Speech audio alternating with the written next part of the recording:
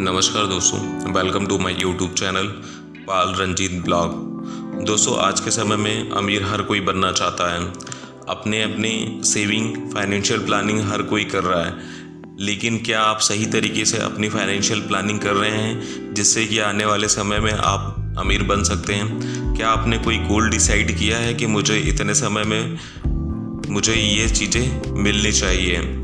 क्योंकि जब तक आप सही तरीके से अपनी फाइनेंशियल प्लानिंग नहीं करते हैं, आप कभी भी ज़िंदगी में अमीर नहीं बन सकते हैं। अमीर बनने के लिए आपको ज़्यादा कमाना ही ज़रूरी नहीं है। जो कमा रहे हो उसे अगर आप सही तरीके से सेविंग कर रहे हैं, उसकी सही फाइनेंशियल प्लानिंग कर रहे हो, जब आप अमीर बन पाओगे। तो दोस्तों, आज की इस वीडियो में आपको बेहतर फाइनेंशियल प्लानिंग किस तरीके से की जाती है 5 टॉपिक पर बताऊंगा। तो अभी तक अगर आपने चैनल को सब्सक्राइब नहीं किया है तो चैनल सब्सक्राइब कर लें, क्योंकि इसके ऊपर आपको फाइनेंस, इंश्योरेंस और इन्वेस्टमेंट से रिलेटेड ही वीडियोस देखने को मिलती हैं। दोस्तों, हर कोई ऐसी जगह में निवेश करना चाहता है जहां ज़्यादा से ज़्यादा रिटर्न मिल सके। कई लोग इसके लिए बड़ा रिस्क उठाने को भी तैयार हो जाते हैं। निवेश जितनी जल्दी शुरू किया जाए उतना ही अच्छा होता है, लेकिन इस दौरान कई बातों का ध्यान रखना भी ज़रूरी है। कई निवेशक बिना किसी प्लानिंग के ही निवेश करना शुरू कर देते हैं। किसी भी तरह के नुकसान से बचने के लिए आपके पास निवेश के एक सही प्लानिंग होना ज़रूरी है। एक्सपर्ट्स का मानना है कि निवेश की शुरुआत से पहले आपको इससे जुड़े कुछ ज़रूरी नियमों के बारे में जान लेना चाहिए। या हमने फाइनेंशियल प्लानिंग से जुड़े 5 अहम नियमों के बारे में बताऊंगा, जिससे कि अगर आप अपनी फाइनेंशियल प्लानिंग कर रहे हैं तो इन 5 नियमों को ध्यान में रख करके अगर आप अपनी फाइनेंशियल प्लानिंग करते हैं तो आपको अमीर बनने से कोई नहीं रोक सकता। यहाँ तक कि खुद आप अपने आप को भी नहीं रोक सकते हैं।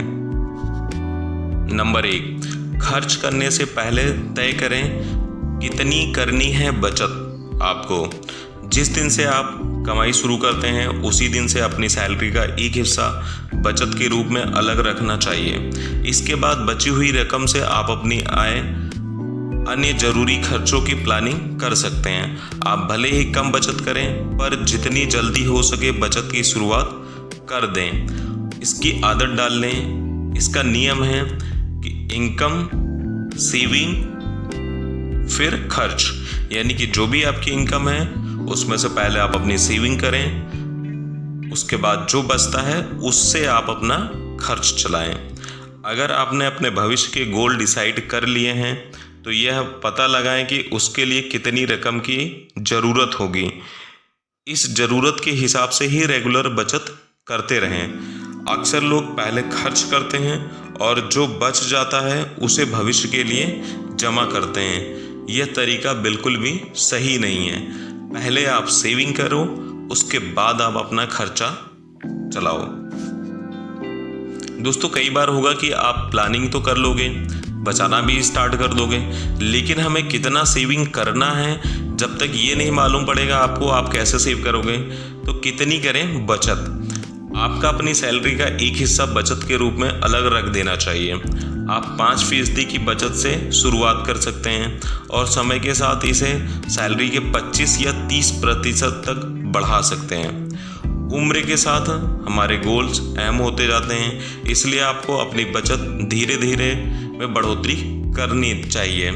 याद रखें, यह बचत मतलब कि अपने पैसे को ऐसी जगहों में निवेश करना है जहां हाई रिटर्न मिल सके। इसे सिर्फ बैंक अकाउंट में रखना बचत नहीं होता है।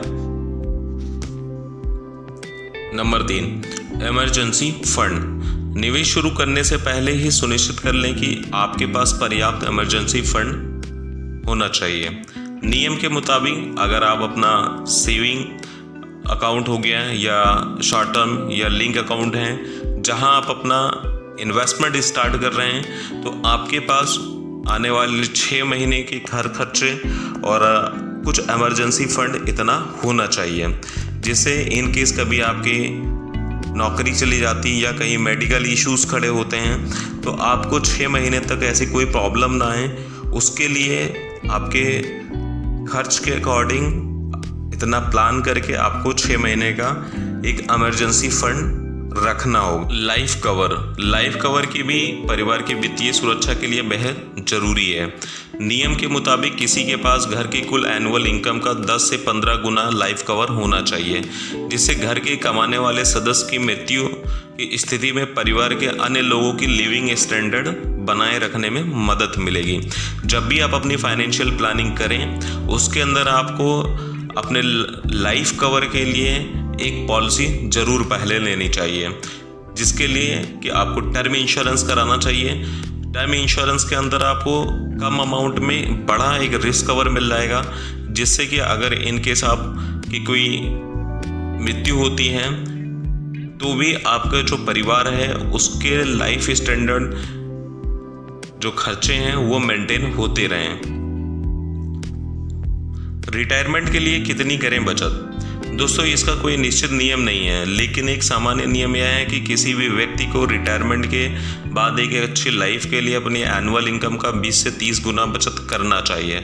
हालांकि यह व्यक्ति की ज़रूरत के हिसाब से है, इसमें अंतर भी हो सकता है, लेकिन नियम के आधार पर अगर आप रिटायरमेंट के हिसाब से अपनी बचत करना चाह रहे हैं तो एनुअल इनकम का 20 से 30 गुना तक आपका रिटायरमेंट की प्लानिंग होना चाहिए कि एटलीस्ट मुझे इतना रिटर्न मंथली बेसिस पे मिलता रहे। तो दोस्तों, ये वीडियो आपको कैसे लगी आप कमेंट करके बताइएगा, और चैनल को सब्सक्राइब कर लें। सब्सक्राइब करके बेल आइकन की बटन दबाएं ताकि नेक्स्ट वीडियो जो भी इस चैनल पर अपलोड हो उसका नोटिफिकेशन सबसे पहले आपके पास आए। धन्यवाद।